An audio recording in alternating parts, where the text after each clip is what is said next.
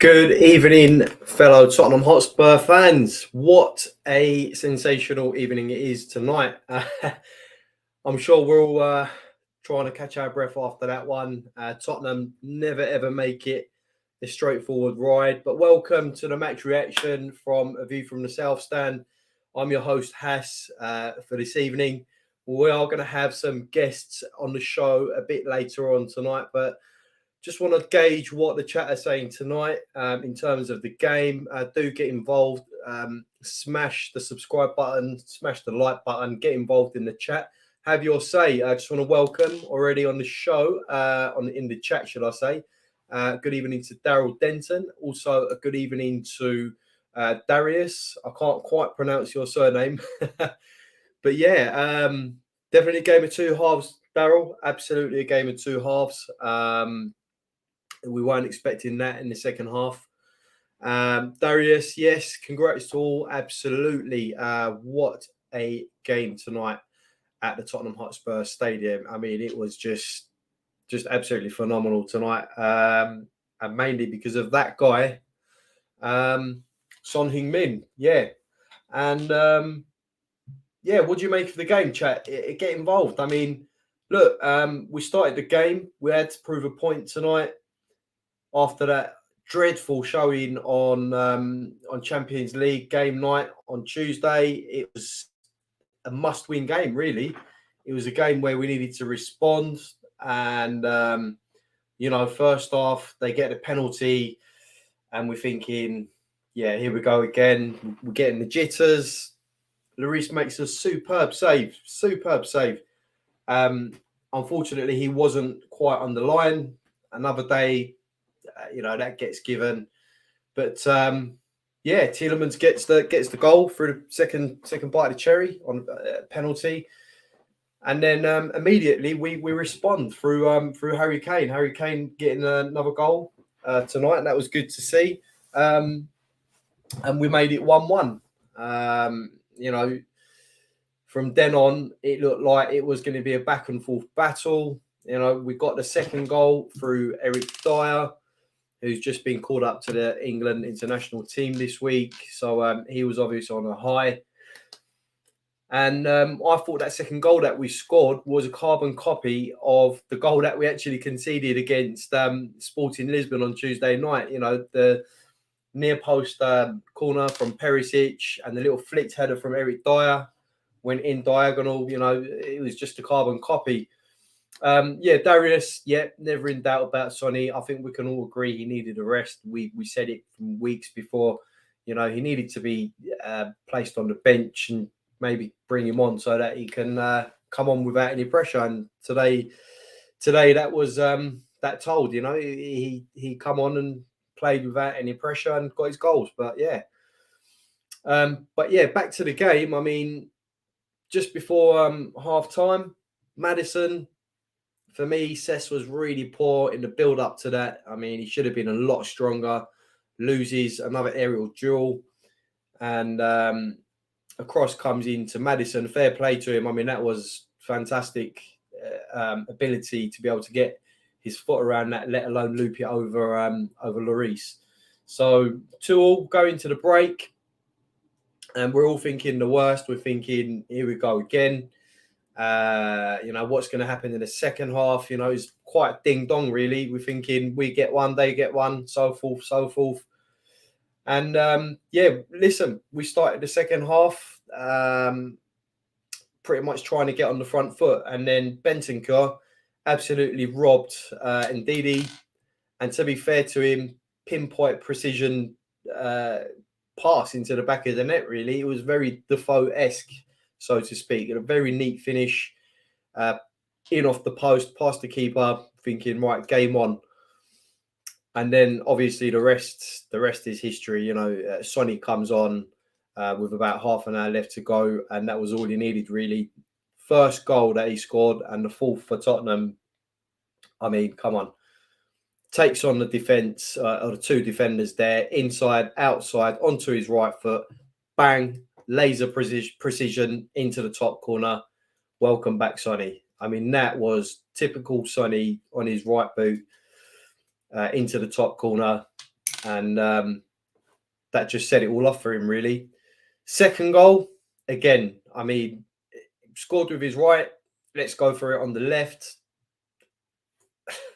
There's not much to say, really. You know, this time he puts it in the left corner, into the keeper's right corner, should I say, and gets his second goal. And at this point, we're thinking perfect hat trick. Maybe expected a bit too much because Sonny doesn't usually head a ball into the back of the net, but he managed to get the goal. The first effort, well, the third goal that he scored initially was ruled off as offside, but having looked back, quite clearly onside, and we all knew it was coming. And just the embrace between the players and Sonny on the pitch was absolutely, you know, you can see that there's a togetherness. And when Son's hitting form like that, you can tell the team are also, you know, with him in the moment, and they can sense it as well. And hopefully this will bring and breed confidence in the team. Now you can see it. They all wanted him to get the goals, and yeah, it was just fantastic for him and for also the team as well. And you see Conte celebrating, you see how much that meant to him as well on the touchline, the way he was celebrating with his team. And you've got to look. Arsenal game now on the 1st of October, you've got to seriously put Son in contention or as a nailed-on bet to start against Arsenal. For me, if he's found his firing boots, if he's on form, he starts alongside with Kane. And for me, I would actually say probably start them two and Kulusevski. You know, Kulusevski, you know, he didn't do much wrong today. I know some people mentioned he weren't any better than Richarlison, but I thought he did okay. I would certainly bench probably Richarlison and bring him on as an impact sub against Arsenal, barring any injuries from the international break. You know, it makes a lot more sense. But, you know, about the game today, yes, Darius, yeah, scored with both feet, left and right. And not many people mentioned that as well. I mean, Sonny can use both of his feet, left and right. It doesn't really matter to him. And it's good to have versatile players in the squad. And the other one who's certainly capable of that is Perisic, left and right. Harry Kane, left and right. Absolutely brilliant. And as you mentioned, both of them outside the box. I mean, what a way to introduce yourself back, you know, on the scoring sheet. And, you know, it was just phenomenal. I mean, Sonny doesn't do normal, does he? His goals are quite special. The goals he scored tonight were absolutely, you know, top class. And we're also happy that he got his hat trick tonight. MP, welcome to the show. I can't quite translate what you're saying, but if you care to translate for us, that would be brilliant. Welcome to the show. But yeah, along with the win today, you know, Leicester in absolute mud. I mean, 1 point, bottom half of the table, not looking good for them. And I suspect what we all imagine will happen tomorrow or next week will be that Rodgers quite possibly will get the sack. And, you know, I don't want to say, you know, I don't want to wish bad on them or Rodgers, but, you know, it's inevitable now. And 1 point from what you're opening 7-8 games, just not good enough. So, yeah, it's looking quite bleak. Tom Markkanen, welcome to the show. I wonder what the Twitter haters are saying about Son now. Those who said sell him and that he's finished. I can't believe, Tom, I can't believe people actually mentioned getting rid of Son. I mean, that's just ludicrous. Let's be honest. You know, there's no way that, you know, we'll be selling Son off the back of a few bad performances. Yes, we all, you know, we all said he's not on form and, you know, he needed a bit of time to get his scoring boots on again. But certainly, you know, people on Twitter hating on Son, saying he's finished and this, that, and the other. Absolute nonsense. Absolute nonsense. We did mention a couple of weeks ago, I certainly mentioned a couple of weeks ago that Sonny needed to be benched and rested and perhaps bring him on in the second half of a game where he's not so much under pressure and that he can grab a goal here and there to get his confidence up. And look, I mean, today, you know, it just proved the point that you sub him, bring him on, no pressure. He scored his goals. And this, I mean, Sonny, once he starts scoring, that's it. You know, he'll score every other game or every game, hopefully. So, yeah, it was great to see also Conte making substitutions. He made 5 substitutions tonight. He used all his subs, which was good to see. They all done a job. Son certainly. Bissouma even come on before, I think, the 5th and the 6th goal, just to shore things up in that midfield as the midfield enforcer. So he done a job. You know, they all done a job, the subs, and it just shows, you know, using the subs, what a difference it can make. Tom says he was on fire today. No lack of confidence evident. Yep, absolutely, Tom. He was on fire today, and we were all after his second goal, we were all willing him to get his hat trick. I mean, what a way to come back, though. I mean, it's almost like he never went through a drought almost this season, and he's come back. He's got his 3 goals. And you'd have to say he'd finished the season, this season, in double figures. You know, he's 7 shy of that now. But, yeah, he just proved what a classy player he is, how much everyone loves him, and certainly how much he loves the club, because Son's never really been subbed before, not with this sort of status that he has at the club. And for him to come back and show the kind of attitude that he showed during tonight's game, to get his hat trick, just shows what sort of character he has, his mental attributes, being able to brush that aside and put in a shift like that tonight. I mean, it says a lot about the guy. Perchy, always nice to see you. Big up the chat. Thank you very much. Thank you for tuning in tonight, Perchy. Yeah, let us know, Perchy. Let us know. What do you think of the match tonight? You know, let us know in the chat, as well as everyone else.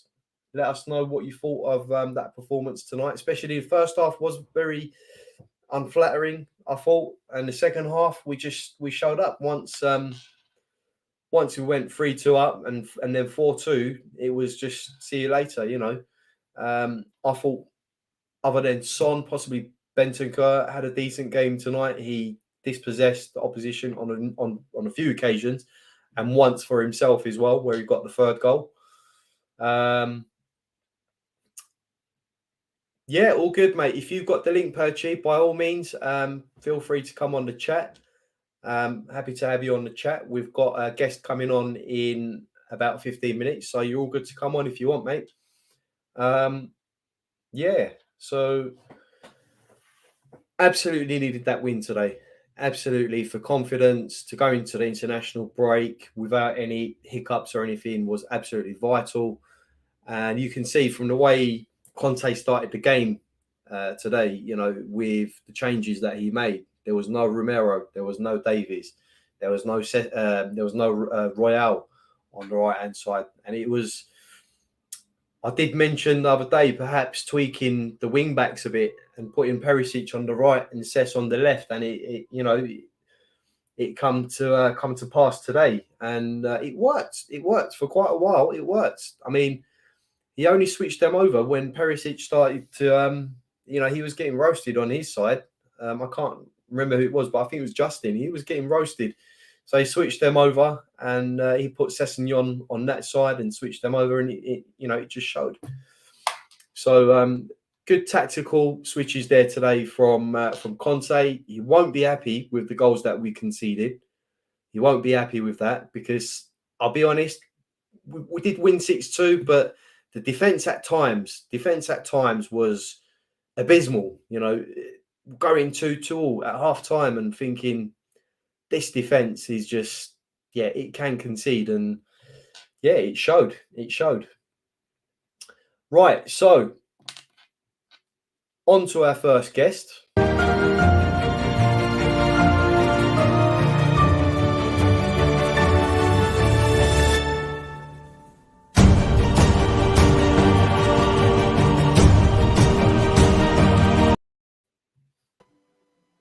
How's it going, mate?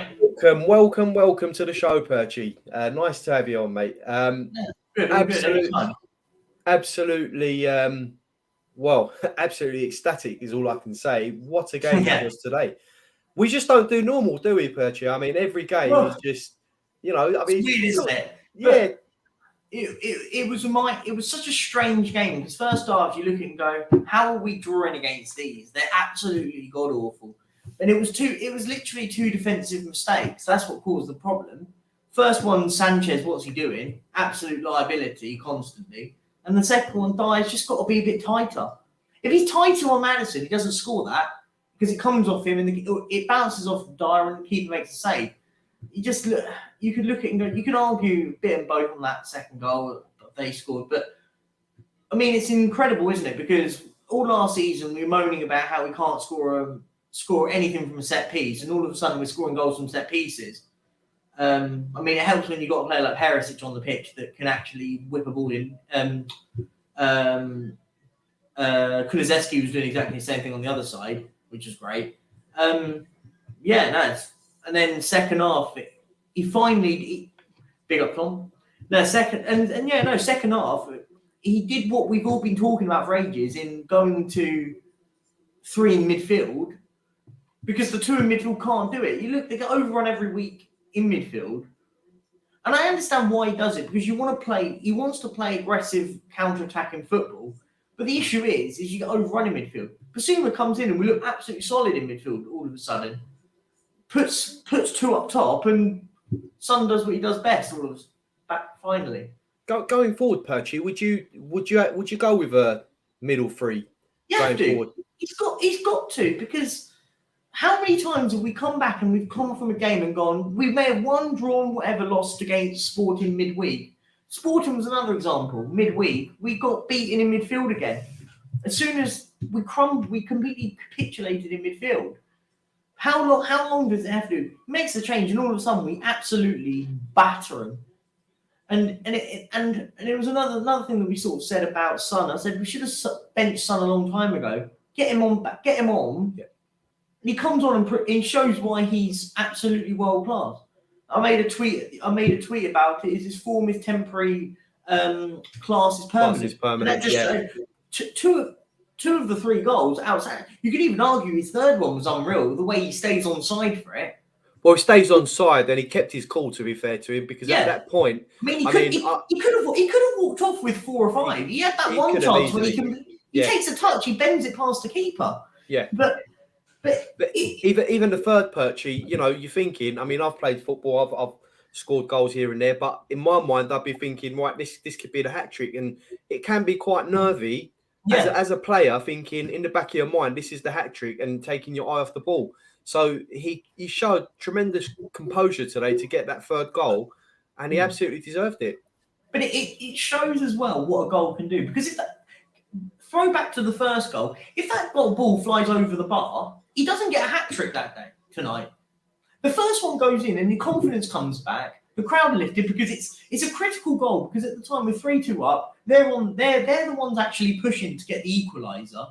We hit them on the counter, go 4-2 up, completely kill their confidence. That ball goes over the bar.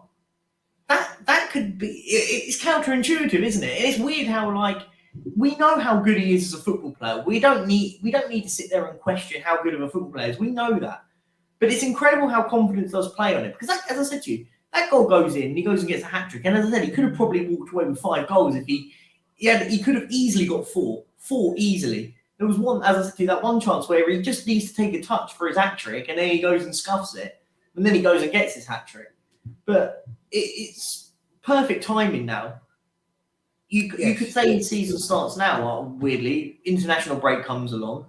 I mean, ideally, you want the Arsenal game next week now, don't you? Absolutely, and I was just going to touch on that as well. After that, regardless how they play tomorrow, it's kind of irrelevant. But you want that now tomorrow. It's weird, because if we walk out of that game at 3-2, you kind of go, the international break is perfect for us. We did look great. But you win the game 6-2. Because I've seen a lot of people go on about how we were poor today. Weirdly, we weren't great, but we won 6-2. It was weird how a game of football is. It was individual performances, I felt, that obviously increased. We all know who the individual performance was from, but I think I feel it was individual performances that sort of masked over inadequacies today, because for me, I said it in the first half and in the second half as well. I mean, they could have had 2 or 3 more as well. Let's be honest. We've got to give them credit where it's due, because they're going through a very bad rough patch at the moment, and they showed willingness to attack at times, even though they were leaving themselves exposed. But they could have easily, and Lloris, again, you know, he came out with a couple of world-class saves again. Lloris made a couple of unbelievable saves. He has been the difference in a lot of games for us this season. You know, we've got to look at him and think, you know, he has been our saviour in few of our previous games. But, you know, for me, the defence, again, Cess, I lost count on how many aerial duels he lost today. Yeah.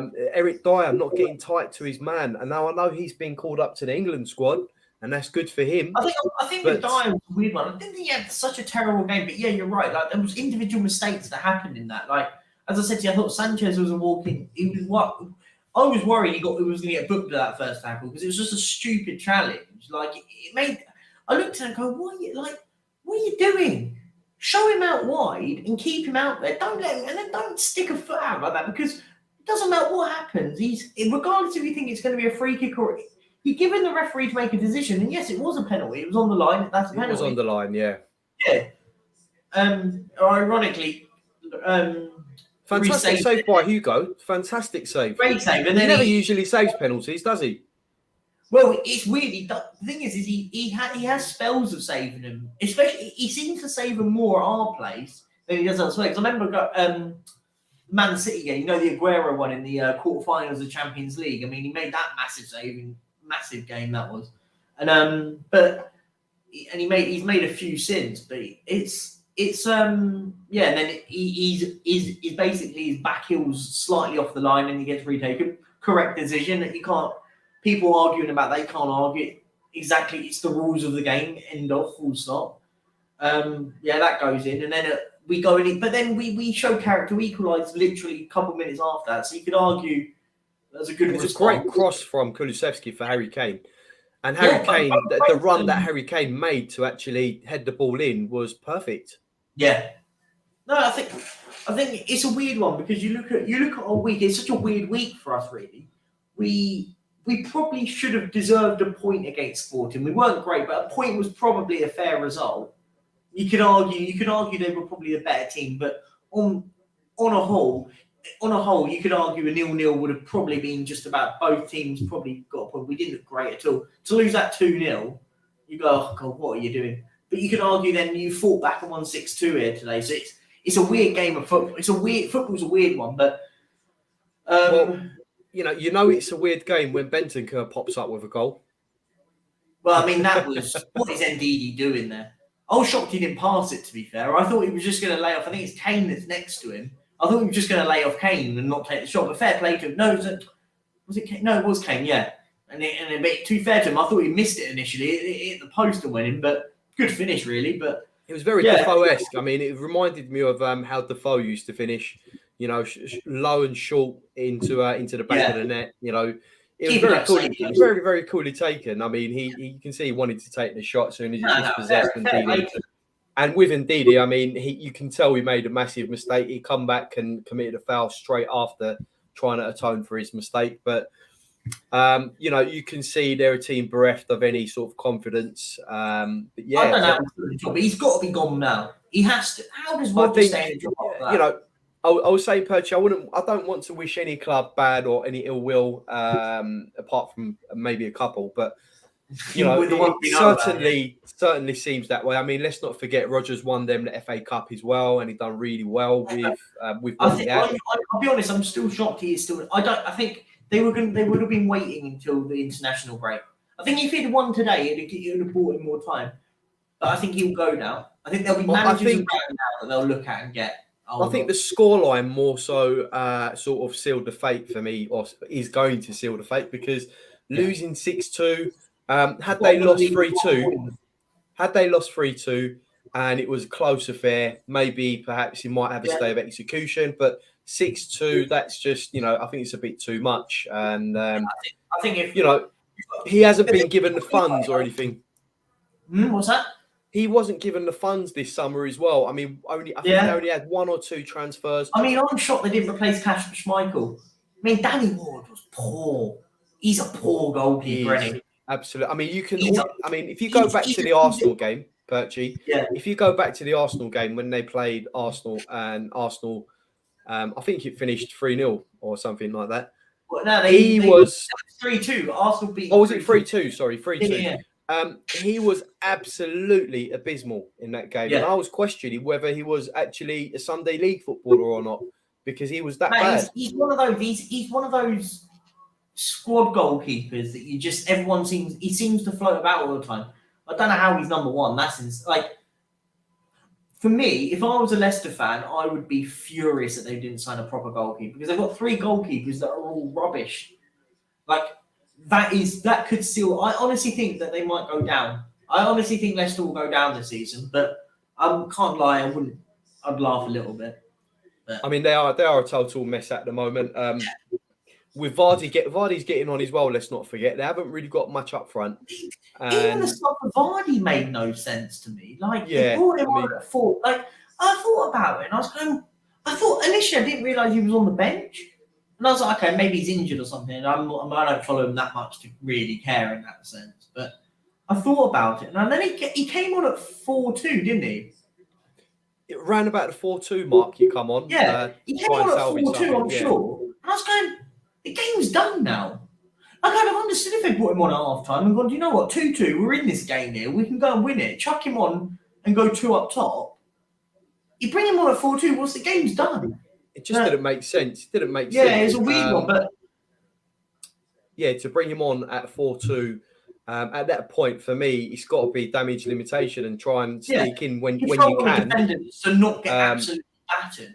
Perhaps a set piece to maybe nick a goal or something, but he just perhaps that it's the tactics of a man who knows he's out the door perhaps, and he's thinking I just want to go out in a blaze of glory. Maybe I'm either going to lose it 6-2 or we're going to come back. I'm sorry, just to sort of jump on this, so that Yeah, absolutely. Just want to say big up to NS Sports TV. I'd be intrigued, because if I was a Leicester fan, I'd be wanting. I kind of wouldn't have complained about tonight. I'd have kind of been happy. I'm thinking about it. It was similar to the Nuno days last season when we had Nuno. I didn't care about us at the time when we were getting battered week in, week out all around London 3-0. I kind of was like, do you know what? Just keep the batterings happening, because he'll get sacked. The longer it happens, and when Man United beat us 3-0, went good. He's gone now. He's gonna go. Yeah. The reaction was, and I kind of, if I was a Leicester fan right now, I'd kind of go, do you know what? Getting battered 6-2 today isn't the worst thing in the world, because he will get sacked now. Because as you say, if they lost 3-2, you kind of say we were in the game, they might have gone on, do you know what? We'll give him a couple more months. At least they know now he'll go, because they'll probably bring in someone like Sean Dyche, and he'll probably save him. He'll save him in the season. Who knows? Perhaps even Big Sam. You just never know in football, do you? I mean, look, I think if they're still around about that bottom 3 area come Christmas. You've got to say it's looking kind of bleak. I mean, I didn't have their owners down as sort of being so tight in terms of transfer I read budget. Somewhere, and I don't know how true it was, is actually they're actually in a lot of financial trouble. Like the actual the guys that own Leicester. So that's, I think, a lot of the reasons, and they obviously the problem. Yeah, and I think that I don't know too much about it, so I don't want to comment too much about it because I don't know enough. But I think the company that owns them, like King Power, they're like struggling financially anyway. So that could be. By the way, if there are any Leicester fans, if there's any Leicester fans watching, get in on the chat. If you want to come on, I'll throw you a link. Come on the show. By all means, come and have your say. We welcome everyone on the show and anyone. So just want to give a shout out to Jay Ashraf. He's asking, guys, you think next season club moves Cess on once Destiny arrives? As again, he was poor and gave the ball away so many times. I mean, Perchy, what did you make of Cess's performance tonight? For me, it was a mixed bag. However, I think it's with Sessegnon, he keeps it. If Conte stays, he'll keep Sessegnon. Because what he'll do is he'll have 2 then. The idealistic is you bring in this young lad who looks like he looks like a decent player, this lad in he's fantastic. I've watched him, he's fantastic. I saw a few games of him playing. I thought, I'll flick it on because I've got the old TV things, so I can watch the old Italian football. That I'll flick it on and just see how he looks like a good player. What I like about him, I don't know a lot about it, but from what I've seen is he fits the mold perfectly, doesn't he? Just it's that sort of late run into the box, exactly what we need, and he'll get you a goal which is kind of what we need. We need the wing backs that we have getting goals. Perisic seems to be, to a certain degree, with assists and stuff. He's involved in a lot of the play, but you need. And I don't know about Perisic at right wing back. I was kind of 50-50 if it worked or not. Is it better than Emerson? Yes, but was it amazingly better? No. So it's like he's a lot better out on the left hand side. Perisic, Absolutely. You can tell that massively. Is it? Yeah.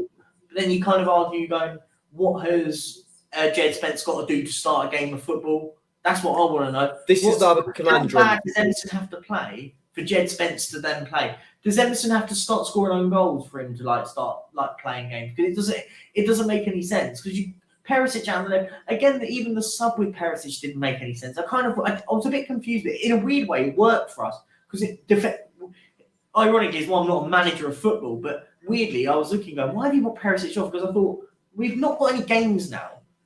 So I understand before when you're bringing him off because he's not going to be the one that we had the last 90 minutes week in, week out. So we ain't got any games now until the 1st of October. Yeah. So it's I thought, why not just keep him playing for a little bit longer? But then weirdly, it kind of worked because it allowed Emerson to drop a little bit deeper defensively. And then it allowed with the midfield three, then he brought on Basuma. It weirdly worked. And it worked in the end, absolutely. Somehow it worked, but that's why I'm not a manager, obviously. But yeah, yeah. Well, that's why Conte gets paid the big bucks, I suppose. Of course, but, to answer your question, Jay Ashraf, I think Cesc will be at the club next season. I know he's been poor, but I certainly think that Udogie is going to make a big case to be our starting left back because I've watched Udogie play a few of his games this season. He won't get rid of Sessegnon, though. That's the thing.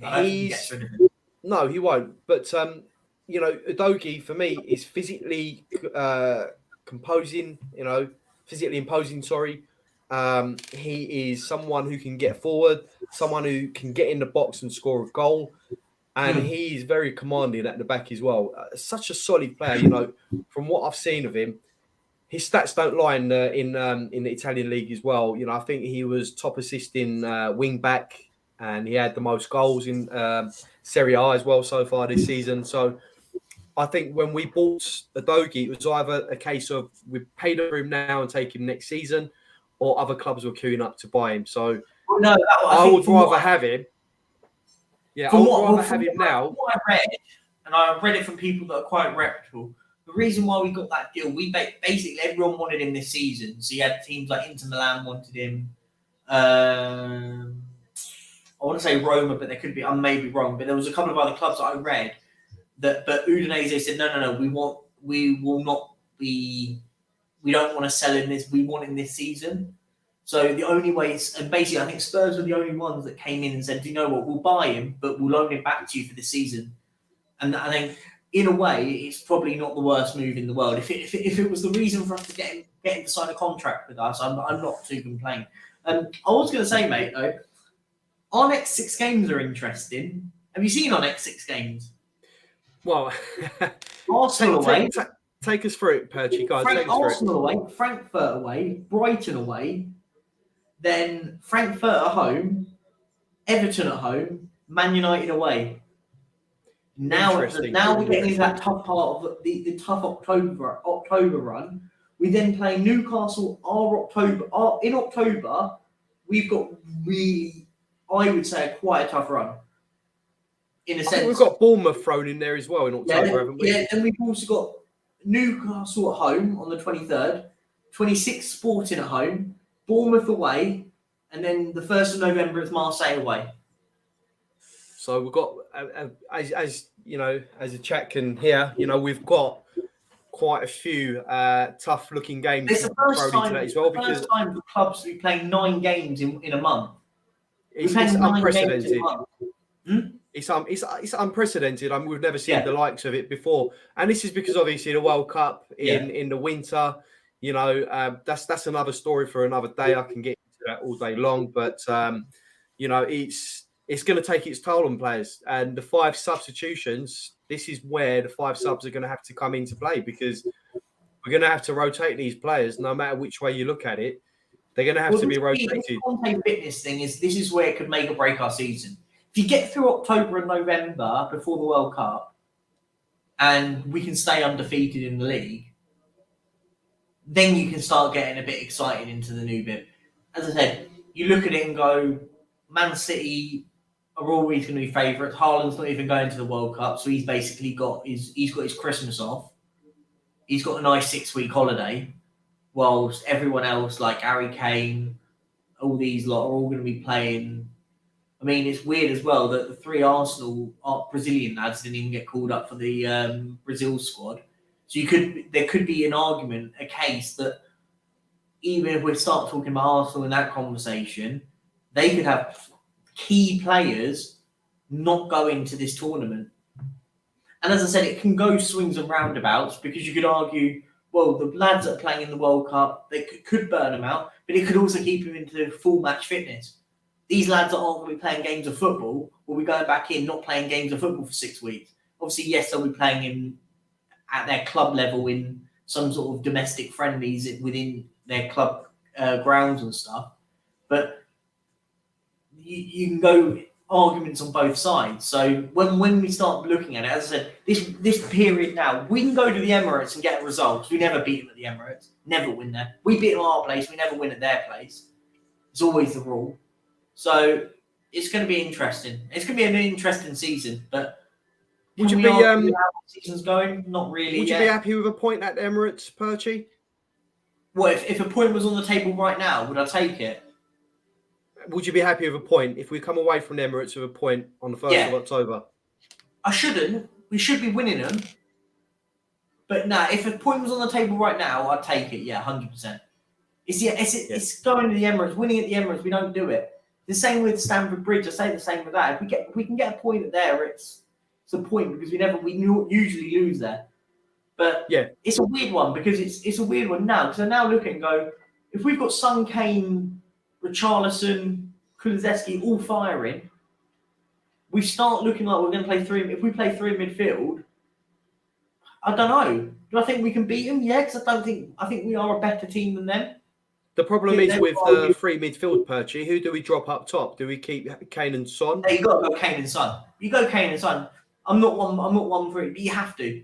Son's just hit a hat trick, and Kane's been consistently scoring all season. Yeah, he's got 6 goals. Son's now got 3. You can't not. I mean, all this.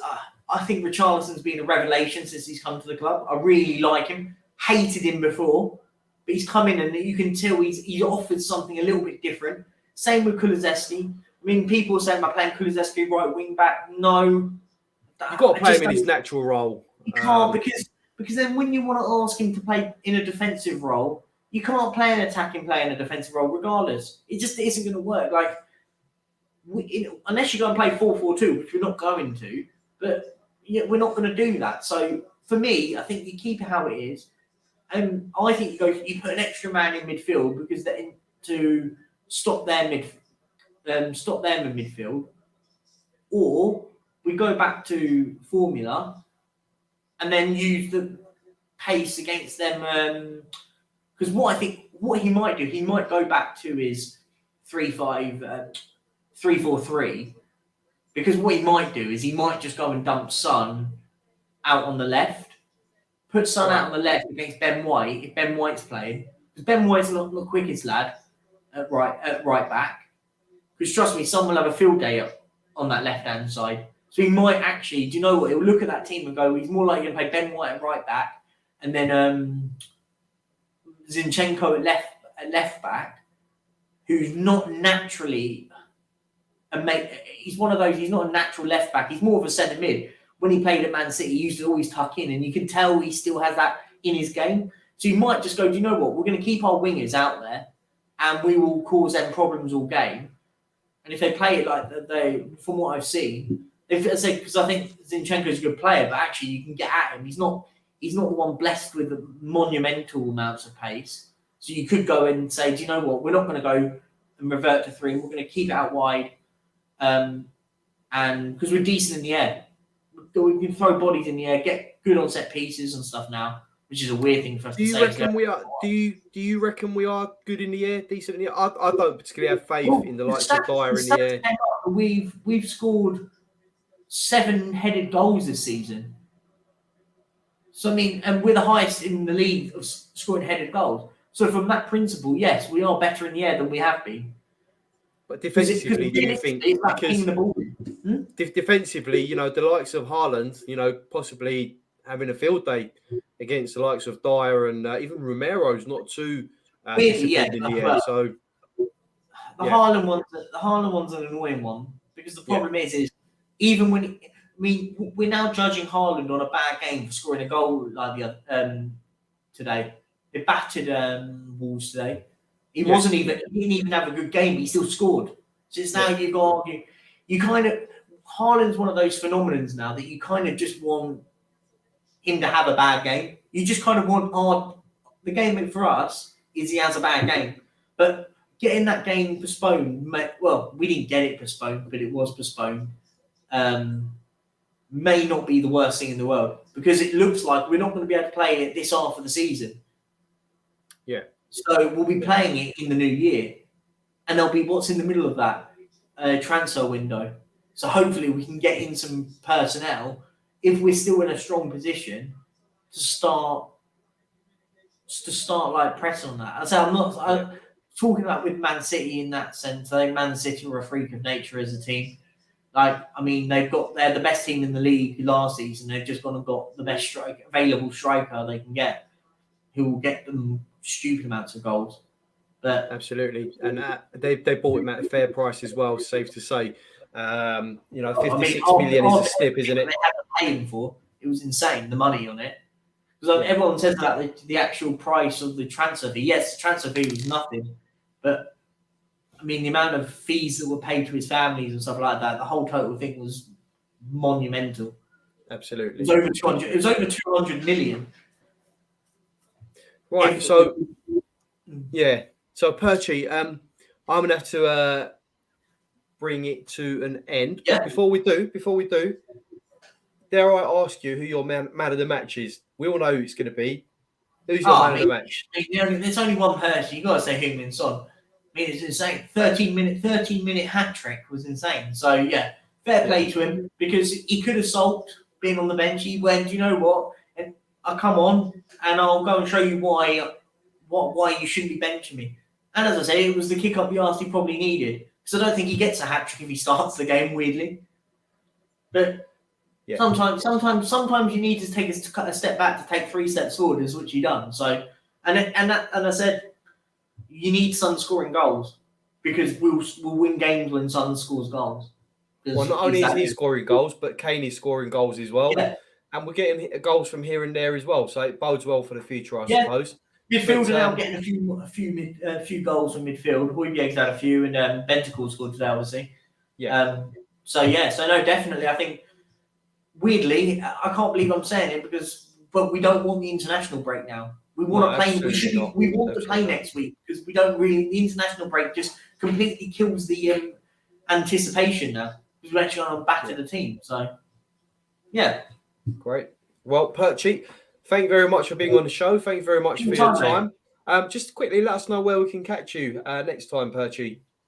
Oh, mate, whenever you need me, get Marlon or yourself to just message me on Twitter at the Perchy. Anytime, just give us a shout. If I can make it, I'll come. I wasn't sure if I was going to make it today, but was able to just come on and have a quick chat with you guys. Excellent. Well, we look forward to having you on again soon, Perchy. Anytime, mate. Enjoy the replays tonight, or wherever you might watch the replays again. Of course, definitely. And look forward to speaking to you soon again. Take care, mate. Take care. See you later. See you, mate. Right. Take care. Right. It's time to bring on our next guest.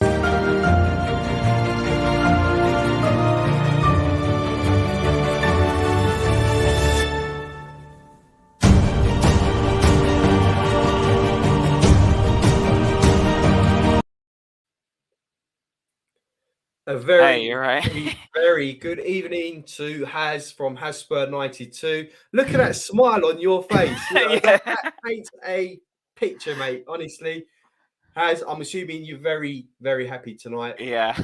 with the scoreline and with a certain special player. Yeah. Talk us through the game, mate. I mean, where did you watch it first of all? And just talk us through it. So I went down to Tottenham quite early today at like 2:00. Just met a few people. I met some people off this channel actually, like Chris and Brad, which is quite nice. So finally we all met together. Had some, I don't know if it was pre-drinks, if you want to call it that, but down Beaver Town, whatever. So it was a good start to the day. And before the Excellent. game started, I was like really worried that he's going to stick with the same team. But thankfully, I saw think the we all changes. were. We all were. Yeah. But thankfully, when I saw the lineup and I saw the changes, I was quite happy. I still thought Leicester quite dangerous, especially with Maddison. I thought Maddison had a brilliant game for them. He did. And I'd take him in a heartbeat for us, to be honest. And I felt like dropping Son was the best thing for him. And for me, I think if he played him, I actually think the outcome would have been very different, to be honest. I think the fact that he came off the bench and to like sort of prove a point, you can tell by his first goal, he was trying to prove a point. It kind of helped more. The one sub that I don't really agree with, to be honest with you, was with Emerson coming on. It was quite baffling to me. I was like, what kind of a change was that? Like, what are you doing? Would you have had Jed Spence come on instead? I mean, I'd rather Doherty or just Spence wasn't even on the bench, was he? So obviously, hypothetically speaking, Yeah. if he was to be on the bench, would you have rather have had him come on instead of Emerson. I think he wanted to go more defensive, to be honest with you, at that point. Because I thought honestly that at 3-2, I thought it was quite a risky game to try and close shop, and I thought we took a massive risk, and only because we were more comfortable when we went 3-5-2 when Basuma came on, and I felt like we exploited more of the spaces because Kane and Son had more of like the focus, in the sense that they could play as the duo they were like under Mourinho in sort of sense, and it gave them a bit more space and like freedom because it was just those two basically playing up front, and everyone else was sort of sitting off. And it was their responsibility, you guys have got to score the goals now because no one else is. I felt kind of gutted for Richarlison to come off because I didn't really agree with that sub at the time. Because I thought he had, in the first half, I thought he was probably our best player. I thought Kulusevski did all right. I don't think it was his best game, but I don't think it was his worst game. First half, I thought Bentancur, it wasn't his best. But second half, he shut me up within like 1 minute with that goal, to be honest. So... honestly, Sanchez. Do you want to get into Sanchez? I think that's another story for another day. I think we'll need longer than the show to talk about Sanchez. Yeah. But for me, it was diabolical what he did. I just don't understand what he was thinking. But so, on the face of it, I thought it was a very. You talk about I know we won 6-2, but on the face of it, when we were 3-2 up, I thought the game was sort of like a fine margin, so if that makes sense, right? So if we scored the next goal, we ran away with it. If they've scored the next goal, we're talking this game could go anywhere. If that makes sense, it could have been any sort of score. But because we got that fourth goal with Son, it gave us the momentum just to finish them off, really. And Son got his hat trick, so. And you can see after Son's first goal, he was calling for the ball. He was making the runs. He was shouting at players. Give me the ball, send the ball over. You can see his confidence was back after that goal, and it was such a special goal to get his first goal. I mean, that was such a special way to do it as well. Off the right peg into the top corner, really, and he created that himself. Yes, the ball coming from Harry, but. He still had a lot to do. He had two defenders there. He come inside, outside, on his right foot, and then into the top bins. And it was just brilliant goal. It was a brilliant goal. I mean, no one sort of expected him to do that. We all thought he was going to try and make a run and sort of cut the ball back towards Kane. But, fair play to him. But for me, it was like once the first goal went in for him, it was like, go get another one. Like, if I was constantly on the touch, I'd be like, just go get another one. Because his second goal for me was like a carbon copy of his goal against Leicester last year. And talking about carbon copies, Dyer's second goal for us. Yeah. I said it was a carbon copy of the Sporting Lisbon goal where they scored against us. It was a near post cross, a flicked on header towards goal, and diagonally it goes in. It was no different to what Paulinho did on Tuesday night. It's almost as if they watched the video back and said to Dyer, right, you're going to do exactly what Paulinho did to us on Tuesday. And, he stepped up and he scored. So, it's no secret. I'm not Dyer's biggest fan. I'm not either. I'll take a goal from wherever. And, it's same with Sanchez. If he scored, I'll celebrate. Sorry, did you feel like yourself that the fact that Son wasn't on the pitch at the time, that Perisic, because he was given responsibility for the corners, it was better? I just hope when Son plays the next game that Perisic still has responsibility for the corners, because the I delivery was so think much better for I me. think the fact that he can send in swinging corners Mm. from the right is a big asset for us, to be able to send those in swingers. And I mean, Son's not too bad at corners, but for me, Perisic has got more in his locker when it comes to crossing, especially from corners. Yeah. So I think going forward, for me, Perisic has to be the number one corner taker for me, and that's not even a question. Yeah. You know. And today he got he sent in some lovely balls today. It was and Kulusevski, of course, for Harry Kane's header straight away. You know, after we conceded the first goal, was absolutely a peach of a cross, and Kane complemented that with the run that he made across the defenders to head the ball in. I mean, what do you make of Kane's goal today? I mean, for me, Kulusevski, I felt quite gutted again when he came off, but I think that was more of a tactical change rather than a performance change, if that makes sense. And I thought he had a good game. In the long run, I think it sounds a bit weird, but I think he's the most capable player to play on the right wing back for me. Like, I just pick on right wing back for now, because Emerson for me is not good enough. Clearly, crossing and creating from the wing, or whatever you want to call it, is Kulusevski's strongest suit. So if he plays a right wing back, I think we'll be more on the front foot as well. And if you go in the 3 midfield, I think we'll control the game a lot more. Like when we went to a 3-5-2, I think if we had Kulusevski right wing back, we might have played a bit further up the pitch as well. Surely you would have to have, if you're playing 3 in the midfield with Kulusevski as you say a right wing back, you'd have to have one drop a bit deeper to help him out. It sort of reminds me of when we had Sissoko and who was the right back that we had at the time, Aurier, Sissoko was dropping deep to help him out on the right hand side because he was quite shocking. So like Bissouma could sort of play that role, I guess. But yeah. So you would have Bissouma playing in a 3 and Kulusevski as a right wing back going forward. Because I think it's our best option if we want to play on the front foot and create more. Kulusevski is our most creative player, and I think in a sense, if you play him at right wing back, you solve 2 problems in one, because you don't lose the creativity because you're playing him, and then there's no this whole like argument with him and Richie or whatever, and then also this whole right wing back issue we have with Emerson kind of solves it if you don't play him and you play Kulusevski. So yeah, because he clearly doesn't trust any of the right wing backs we have. Yeah, I get that, and we don't know what the situation is with Doherty at the moment. Yeah, Jed Spence wasn't in the squad, so we don't know what his situation is as well. Obviously, we've spent some money on Spence and Doherty for me, and Doherty is more of a question mark than Spence for me because he come back, tail end of last season, he was doing really well. He was our number 1 right back. He was playing well, scoring goals and getting assists.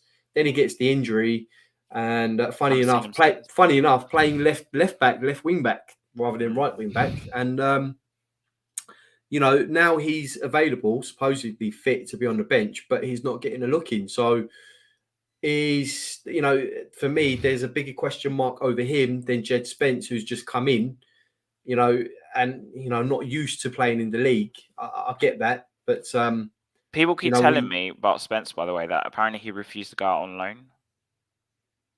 Yeah, we don't know. We don't know the full ins and outs behind Spence, but we can only speculate, I suppose. Yeah. But hopefully, something that's they'll put it to bed once the games start coming thick and fast, and hopefully when they start rotating, Spence will hopefully get a look in. I'm assuming they'll put Spence in 1 or 2 of the cup games to get him. Forest probably away. I think he was probably so imagine. Yeah, that'll be a great game for him. His ex-club as well. No better game, I suppose. But getting back to the game,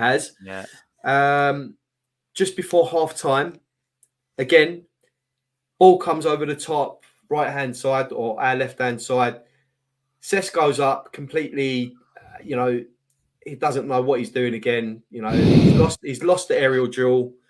and the cross comes in for Maddison, who you've got to give him credit. He's absolutely peach of a shot. It was a brilliant goal. To be able to get his foot around that through Dyer and loop it over Lloris for the goal. So, I mean, what was you thinking at that point? 2-2, going into half time, you're thinking, here we go. Anything can happen. Anything can happen at 2-2.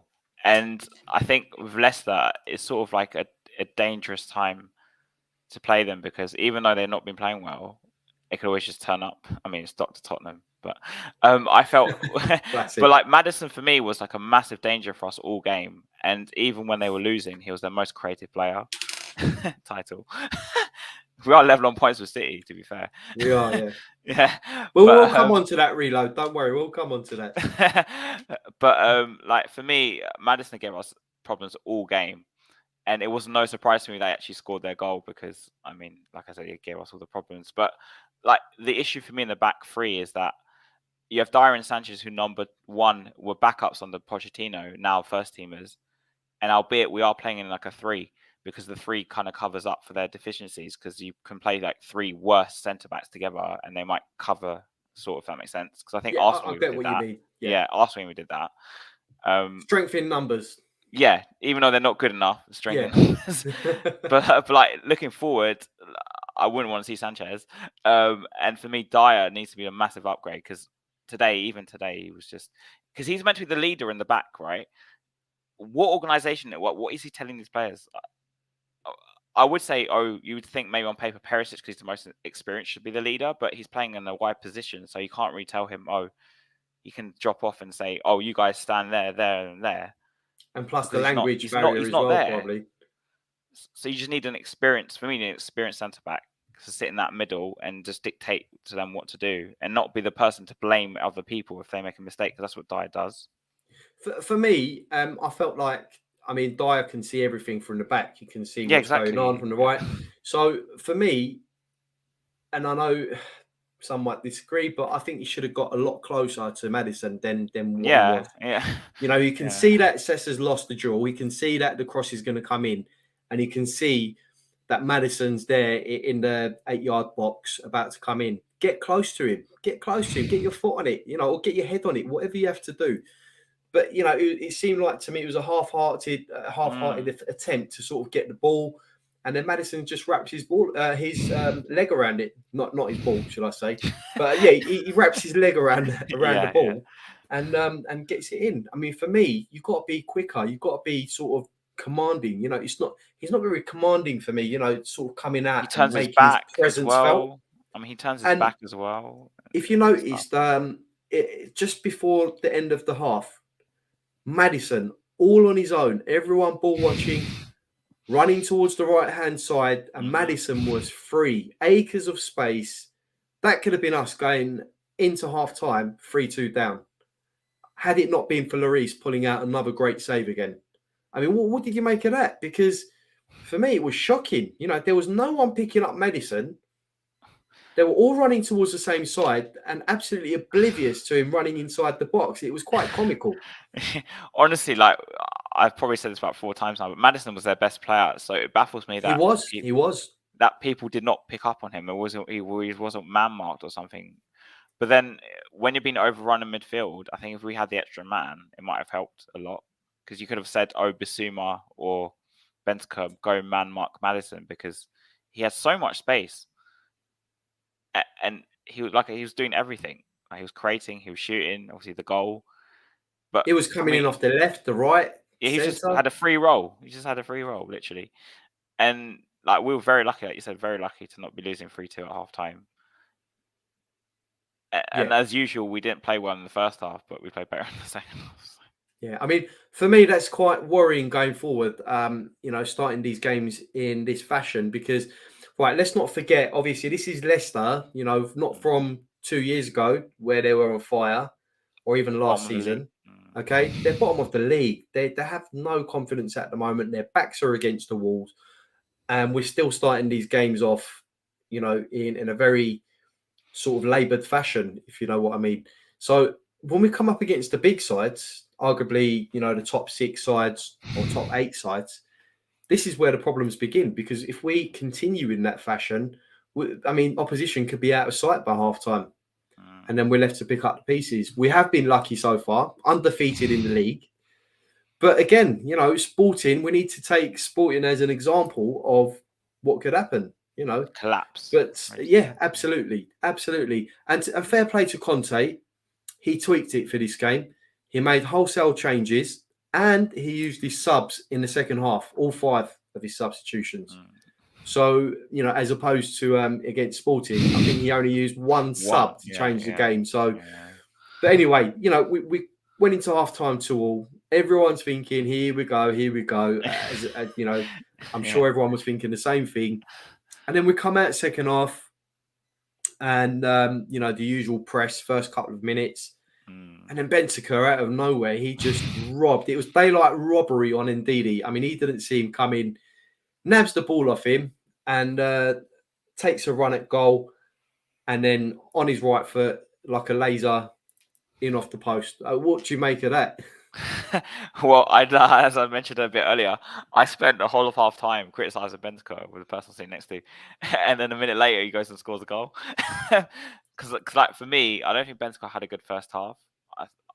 I wasn't really convinced with his performance, and this is from someone who, I guess, I don't know if it defends Bentancur, but he's probably like the most capable midfielder we have for me.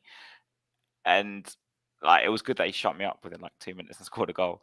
But like you said, I think our games are sort of like following the same route, not routine. I don't know if it's deja vu. What's the word? So I'm trying to think of the right word. Trend? It's the same cycle or trend. Yeah. Like we start slow. We might get a lucky goal, maybe. And then the second half, he gets them in and he shouts at them or whatever he does. And then we come at the second half with this burst of energy for like 10 minutes or something. And then we might get a goal or two and then drop off. Yeah. I mean, for me, we scored the goal, we just dropped off and we were inviting them on.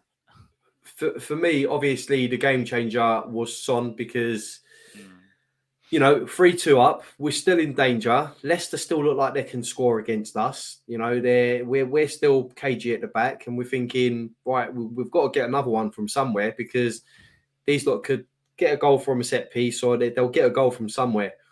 Son comes on, and for me, it was history after that. His introduction, and what a substitution to bring on. I mean, to be able to bring Son off the bench, you know, into a game is, for me, you know, it's just massive, incredible, isn't it? Yeah. And you know, we were saying this before, weren't we? Even the other day, we were saying he should have been rested or brought on as a sub from a couple of weeks ago, let alone only today.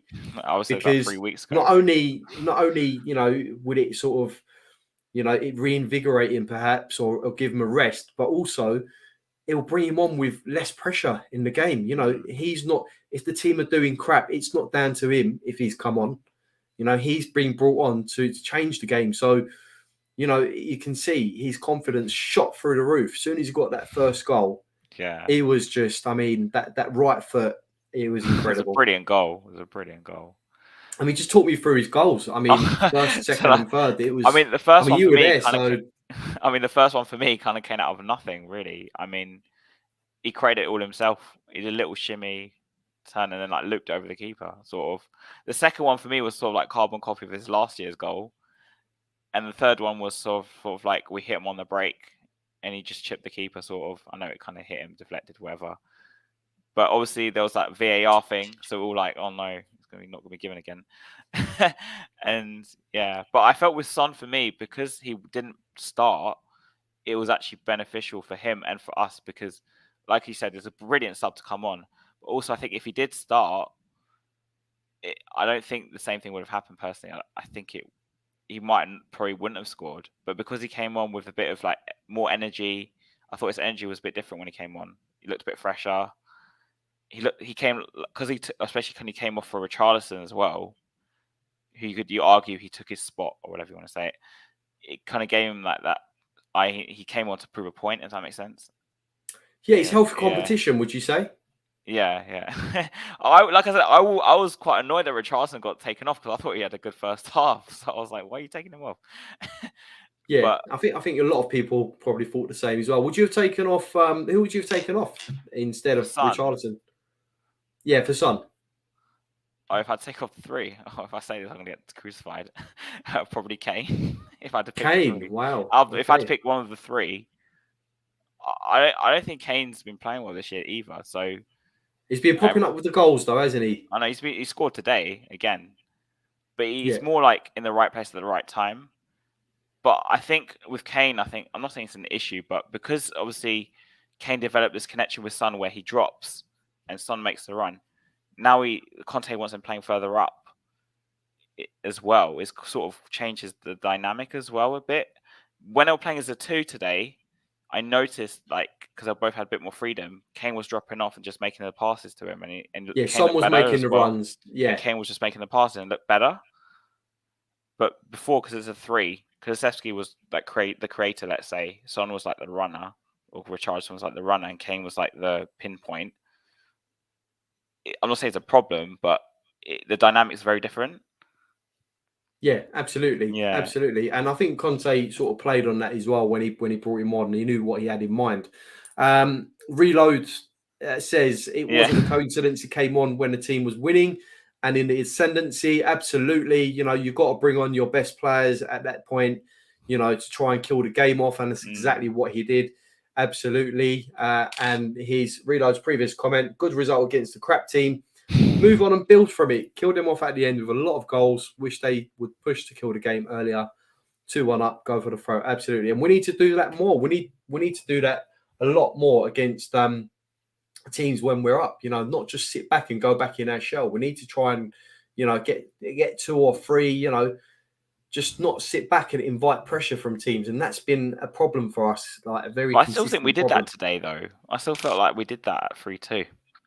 Especially because he brought on Bissouma in the second half when we were 3-2 up, and he you're brought thinking, Emerson right, as well. Yeah, Emerson and Bissouma to sort of shut the shop up, and we're all thinking, you know, this isn't possibly going to go well now because you know our defense isn't good, our defenders, and now we're trying to defend a goal lead, so to speak, and we're thinking, nah, they're going to score.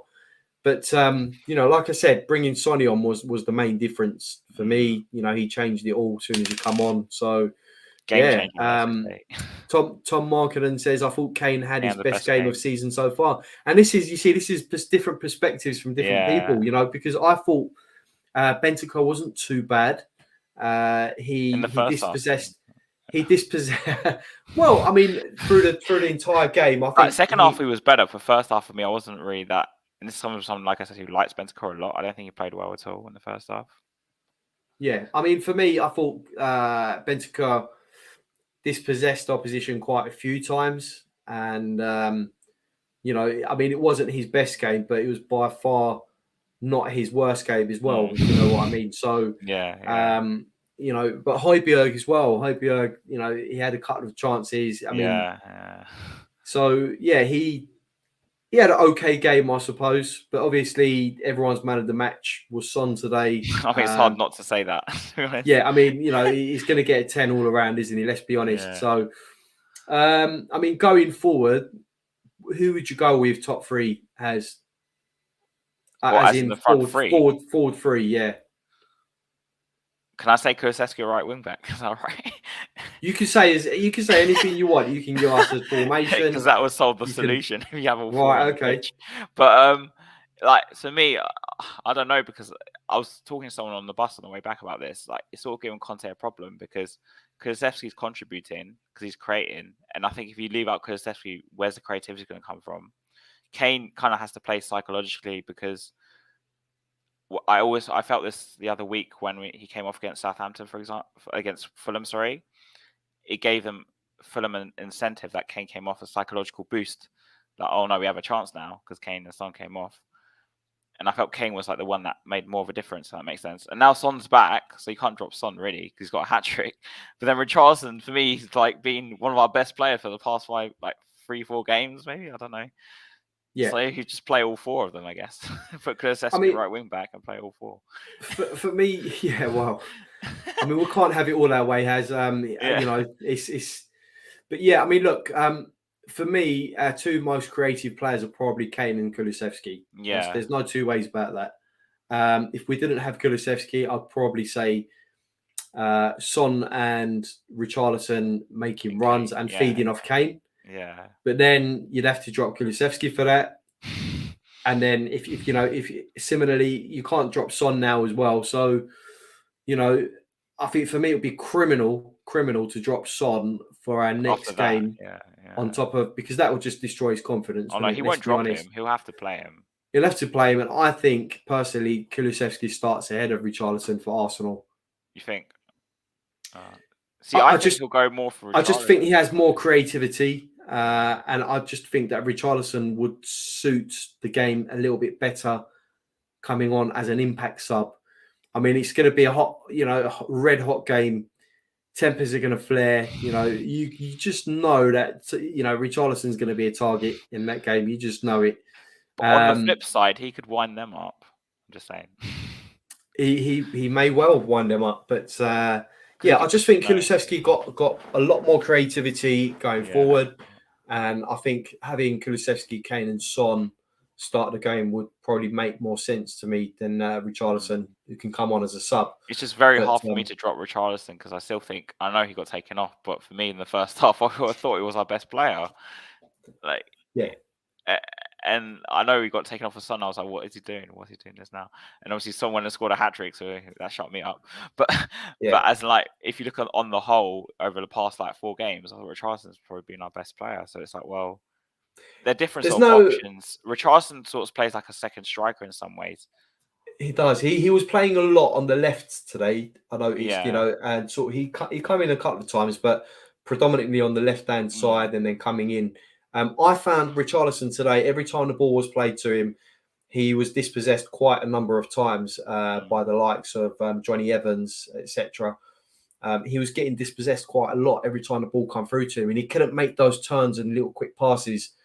He was being, they cut him off completely, I thought. And that seems to be his game playing for us at the moment with Richarlison, ball to feet and then passing the ball on and then making a run. And he just couldn't do that today for me. And I found Kulusevski was a little bit better because he sort of made those runs on the right. He took his man on and he was a threat. He was always a threat down the right-hand side for me. And obviously he got the assist as well today. So for me, I just feel like he had a better game than Richarlison. Fair enough. That's what you think. And I mean, it's probably different watching it from telly to yourself watching it. Also, because Richarlison was right in front of me as well in the first half on the left, so I guess I was watching him a bit more. Like Kulusevski I thought was really good as well, which I thought, like you said, for me he's our most creative player, so you can't leave him out as well. And like Kane is like psychological, you can't leave Kane out, and he's scoring goals. So, and then our Son after that, it was like amazing. And but it's just like it depends which way you look at it. I want to play all 4. So Kulusevski right wing back, we solved that issue, so it's fine.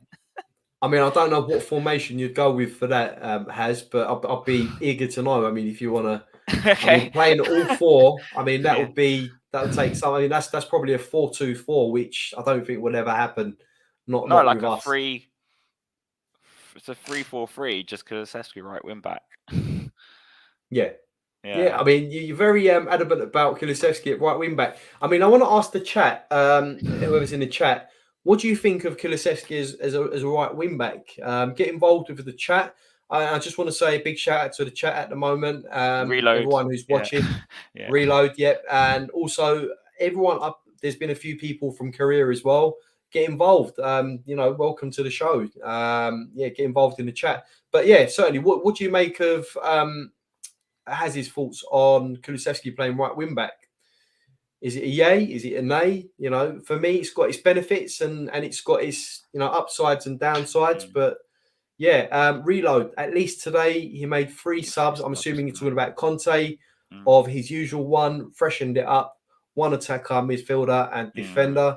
Yeah, absolutely. What do you make of his substitutions today? Was it a relief? Yeah, also, I felt like he went completely the other way. I don't know if he reads anything online, but everyone's criticized him all week. Oh, you only made 1 sub, 1 sub. It was like he's trying to make a point. I can make 5 subs now. and like, it was a lot earlier than normal as well. Like, I thought he made them on the hour mark or something. I think he made the first. Yeah, I believe it was pretty early on. 5 or something like that. pretty early on. I think Son come on with Emerson Royale, and Is it 25 minutes to go? I think. Was it 65? I think it was 65. it was 65 minutes. Yeah, I think, yeah. just before the 65-minute mark. He made them quite early on. I think he himself knew that we probably needed another goal, and obviously bringing on Sonny did exactly that for us. So it just shows. We said it from the last game against Sporting Lisbon. He needs to utilise his substitutes. He might not think they're ready, but certainly against Lisbon, he should have sort of brought the subs on a bit sooner when we was in ascendancy like today, and tried to get something out of the game, but it just wasn't meant to be. But I suppose he's learning as he goes along as well. Not that there's much for him to learn about, but then again, he's I never find it quite ironic. He's never managed a club like Spurs, so there you go. I find it quite ironic though, because obviously everyone spent all week going, oh, he doesn't make enough subs, they're not early enough, and then he goes, oh, I'm going to use all 5 now. Here you go, guys. It's all 5. Yeah, I mean, he just in a spectacular fashion, I suppose. He's just, you wanted subs. There you go. There's all 5. Yeah, that's what it felt like. Go and moan at someone else, but yeah. Tom Markinen, it's a possibility Kula's right wing back. Yes. If not, I agree with Richarlison to impact off the bench. Great competition, though, which should raise levels. Absolutely. I mean, we've got a plethora of wing backs at the moment, haven't we? It's just an embarrassment at the back. But unfortunate thing for us is that not all of them are quite good. So I actually thought Cesc had a really good game today. Not really good, but I thought he had a pretty good game today. I mean, elaborate on that, because there's a lot of people I know who, were of different sort of opinion when it comes to Cesc, because I, for one, I mean, like I said, I watched it on the TV, and yes, it was okay. He showed a bit of industry sort of going forward, getting back, but for me, he was quite weak in those duels today, especially aerially. We could have avoided 1 or 2 goals had he not sort of been pushed to a side by the opposition, so to speak. But like attacking wise, which is what I think has been lacking from his game for the rest of the season, really. I thought we saw a lot more today from me. Sorry. Like down the left in the first half, I thought he was a bit more aggressive. He tried to put a bit more crosses in as well. And, I just thought he was played a lot better today. I'm not saying he's the answer, because I still don't think Sessignon is good enough to play for us, really.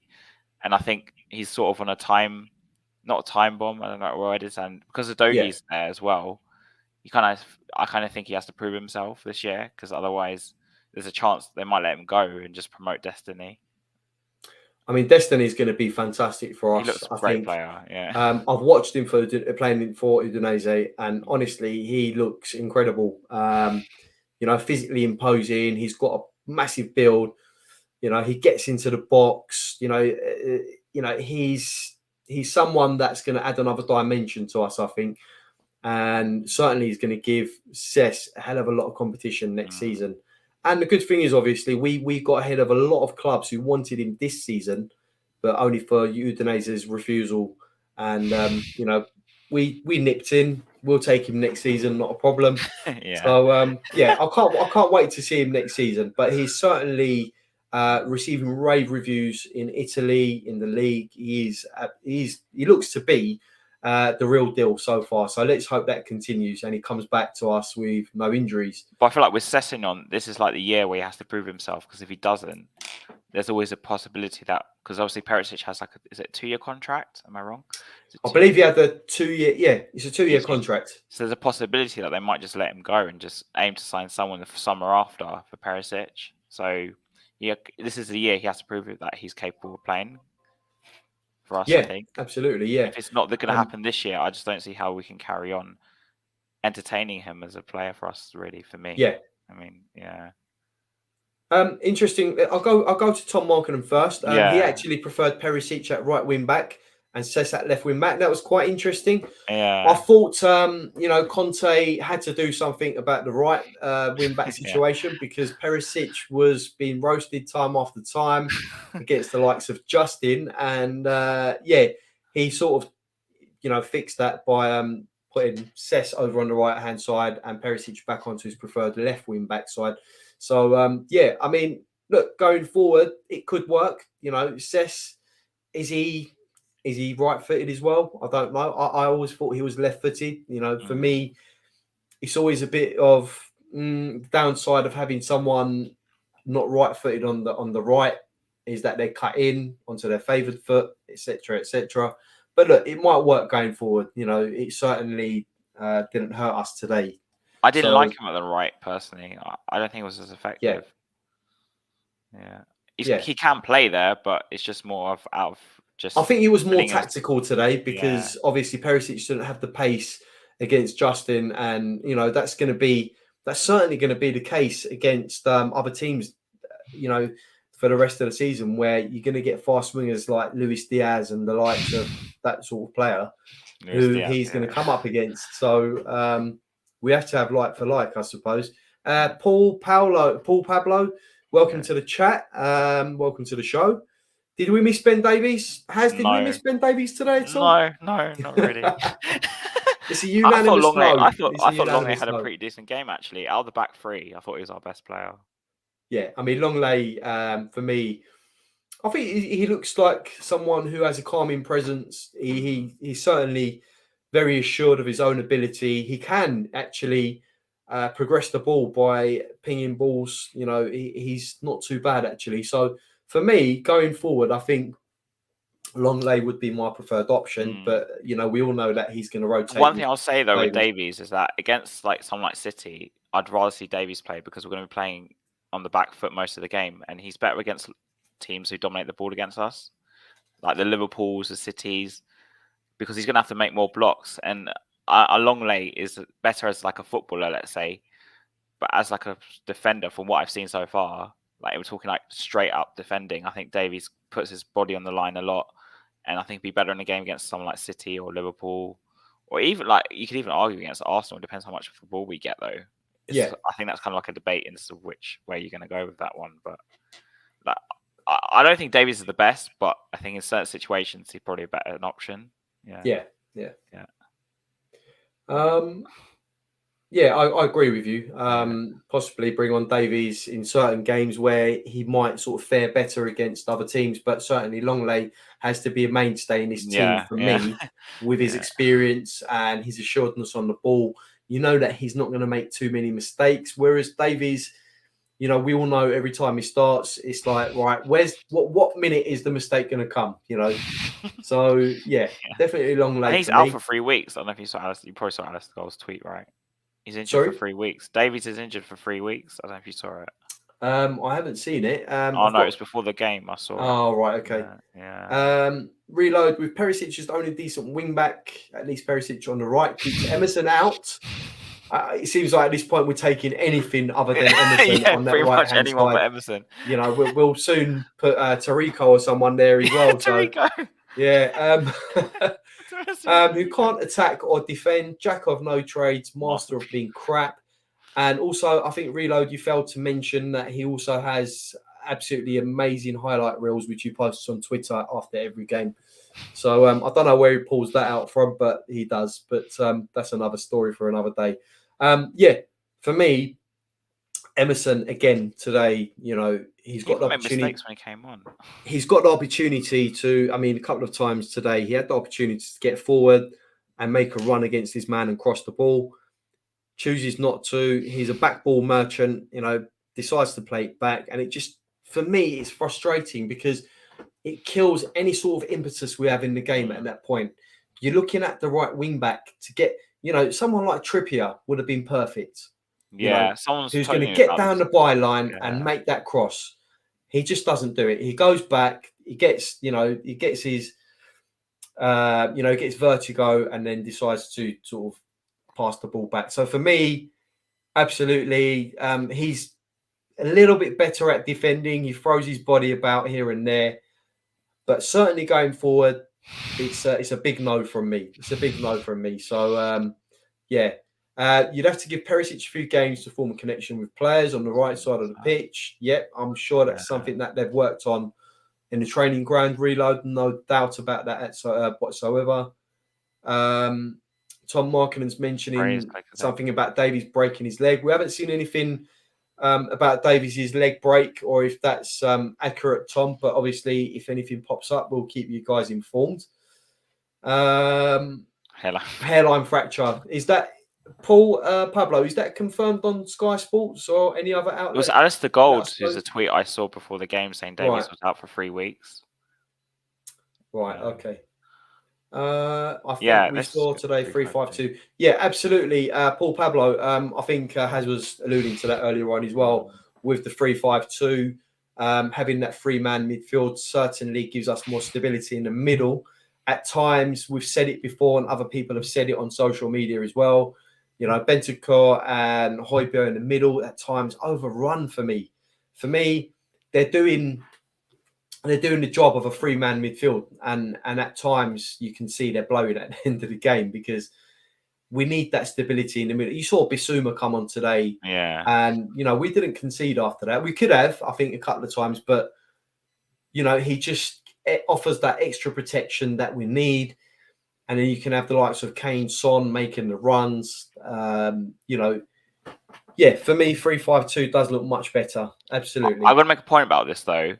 The reason why we need 3-5-2 is because our 2 midfielders can't play 3 roles. If you look at Conte's Chelsea side, right, they had Kante alongside a midfielder, right? Kante is essentially like 2 players. Absolutely, but he's a different caliber. This is what I was saying. I know, but this is what I'm trying to say. So like they could play a 3-4-3 because they had Kante. Yeah. If they weren't never dominated the midfield because Kante's just a special, exactly case, right? We can't play this system because we don't. Unless you need that special caliber of player, someone like a world-class player like Kante.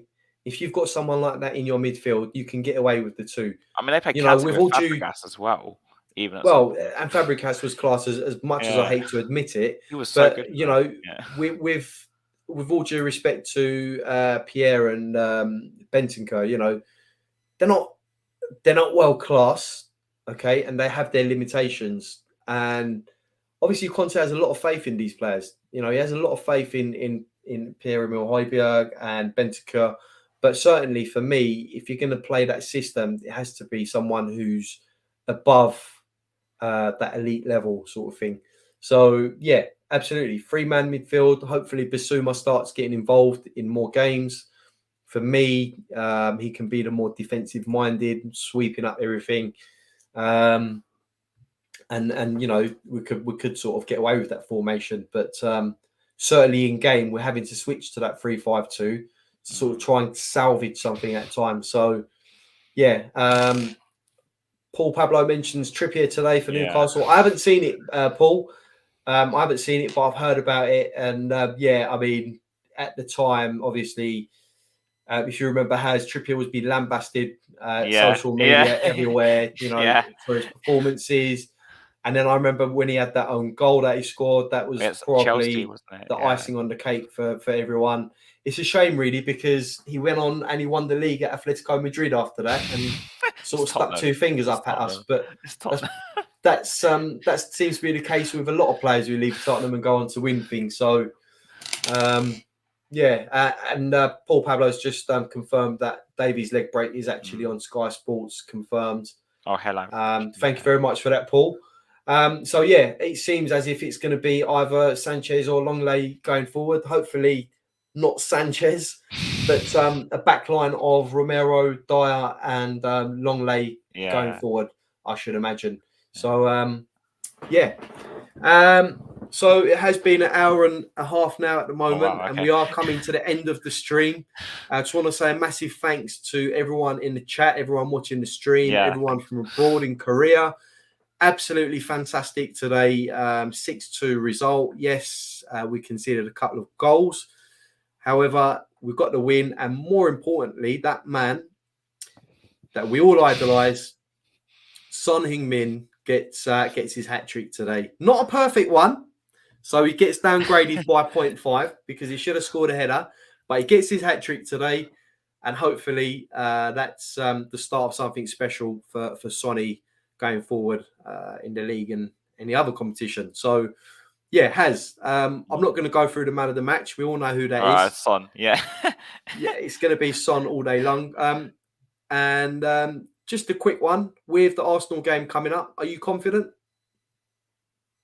I'm never confident going to North London derby. So, and then I know forget like if we lose, my phone's going to blow up. So it's just Absolutely, it's never easy to make a prediction on these games. And I take a draw right now. So. Yeah, and that just shows you, how dangerous Arsenal are at the moment. I think because we're international break as well.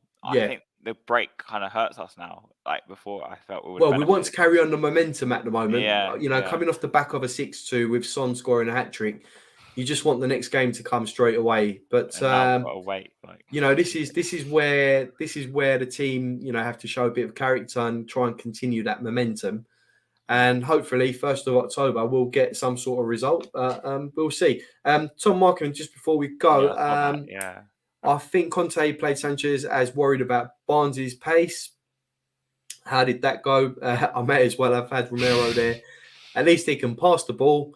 By the way, he was offside, but Romero's missed. Oh, yes, of course. yes. Oh my God. Before we go, we have to mention Romero's miss because, okay, look, the guy's a defender. He's a centre back, but let's put it this way: a score there. He's a footballer on 100 grand a week or whatever it is, and we all know that he can pass a ball. For me, I know it was offside, but he should have buried that in the back of the net. I can't believe he missed it. It was Honestly, ridiculous. I can't believe he missed it. My head was in my hands. I was like, yeah, we all thought that was in. We all thought. I mean, my nan could have put that in the back of the net, but I think he kind of lashed at it. If that makes sense, like he kind of hit it too quickly.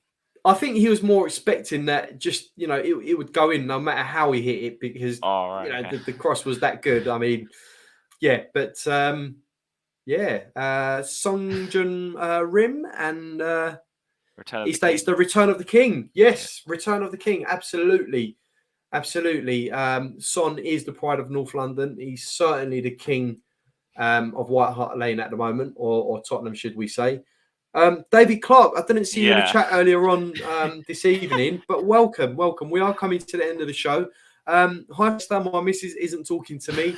I said it was going to be like the 5-4 game. Well, David, you was close in your prediction. Yeah. And commiserations to your missus as well. I'm assuming she's a massive Leicester fan. David is, in fact, a resident of Leicester. Yeah, I know. He lives in Leicester, doesn't he? So, yeah. David, welcome to the show, mate. But yeah, it was a crazy game. It was typical. Tottenham Leicester game, really. Leicester. With the 5-4s and the 4-2s, you're always going to get a high-scoring game. Yeah. I'm not sure it's 4-3, but it was certainly 4-2, 5-2, or something along those lines. So there was always loads of goals when we played against them in every game. Yeah. David Clark, how was Brighton? Let us know. Any good? They're doing well this season as well, I suppose. It's a long way to go from Leicester to Brighton, I suppose. So yeah. And you've got the right weather for it as well, I suppose. But yeah, Has, anything else you want to add before we come to the end of the show? I mean, are we going to touch on the title comment or not? Because I don't know if I want to get into that. I can tell you're itching to touch on that title comment. So, I didn't want to make any predictions about a title charge, but Has, please do enlighten us. What are your thoughts on our chances? Go on. I think we have more chance of winning the title than we do in the Champions League for me, because Conte's more of a, I don't know if the right word's domestic manager, but more of like a league manager than a cup manager. So if I was to put between the two, I'd say we're more chance for the title. But I do think we need to be in and amongst it by the World Cup, because obviously there's Christmas. There's 2 games after Christmas to have any chance. So we need to be within like 2 or 3 points, and then we have to go in January and add like two players, right, to push us on. Yeah. So you're saying by Christmas we need to be up there with the top 2, top 3 within like 2 or 3 points. Yeah. And then we need to go in January and not buy Saha and Nelson. We need to go and do what we did last January and get like Bentancur and Kulusevski type players, like a central centre back and a right wing back or something, or a central centre back and a creative player, something like that. Yeah. Well, let's not forget. Obviously, we've got the World Cup coming up in the winter as well, so that's going to make a difference on who we play and how we play. So going back to David Clark, 3-5-2. must play 3-5. I wholeheartedly agree with you, David. 3-5-2 against Arsenal is a must for me. They are absolutely dangerous going forward with the attackers that they have. I just feel with the 3-4-3, we're going to be in danger of conceding goals all over the shop with Especially them. with the They've got defence. the likes of Saka, Martinelli, and Jesus up front. I think 3-5-2 going forward. We need that stability. We need that extra man screening the defence. So absolutely, I agree with you, David. Paul Pablo.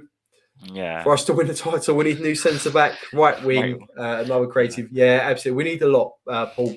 But I think for this season, perhaps not. But next season, maybe if we can build on this one, who knows? I think we need to be like, for us to have a real chance, we need 2 miracles to happen. One, Holland gets injured or something for City, and just after the World Cup, and we go in January and buy some players, and Liverpool carry on with this wishy-washy season they're having. Yes, yeah, they are. And then we might have a chance, I think.